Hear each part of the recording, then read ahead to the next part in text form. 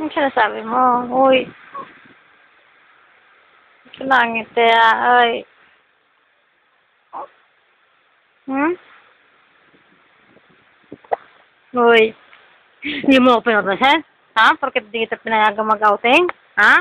Ay. Sabi ko na sa'yo, hindi ka pa pwede doon eh.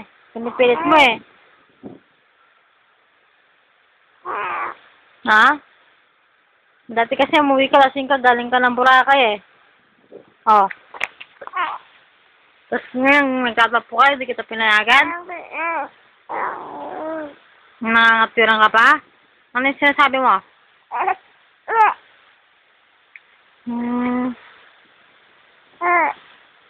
Ano yun? Ano yung sinasabi mo?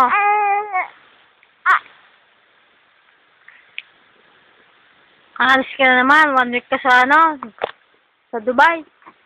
Sino naman kasama mo doon? Boyfriend mo? Ha?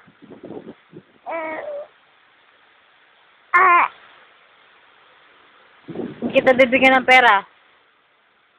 Hindi kita bibigyan ng pera, ha? May pera ka ba? Payagan kita umalis, pero huwag kang hihingi ng pera, sabi ng papa mo, ha?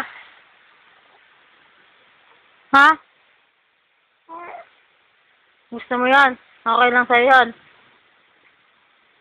Ha?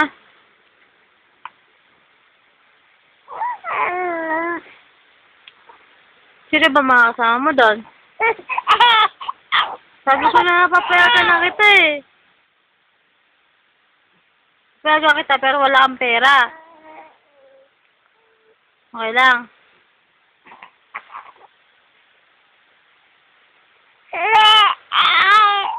Wala ko. Hindi kita bibigyan pera. Hingi ka sa papa mo. Kasi last time, umuwi ka lasing ka eh. Wala ko. Oh, sige, bibigyan na kita ng pera. Bibigyan na kita ng pera. Bibigyan na nga kita eh. Kailan ka ba alis? Sama ka na ha. Umuwi ka agad ha. Sige na, paalam ko sa papa mo, tawagan mo siya ha. Ano, masaya ka na. Panayagan na kita. Ha? Sasalubong namin ng papa mo ha. Ha? Hoy.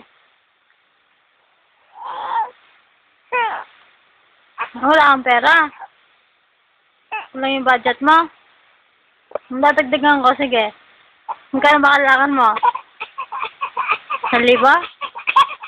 Okay na yan. 1,000 lang. Kulang pa? Magkano? 1 million. Pwede na yan. Kulang pa din? 2 million? Pwede na. Grabe ha? Gulat ka naman. Pwede na yung 2 million ha? Masaya ka na? Ha? Hindi ka agad ha? Tingnan ka muna. Beauty-rest ka muna. Sige. Gisingin ka pag dumating na yung boyfriend mo ha? Gigisingin kita. Sige na. Good night.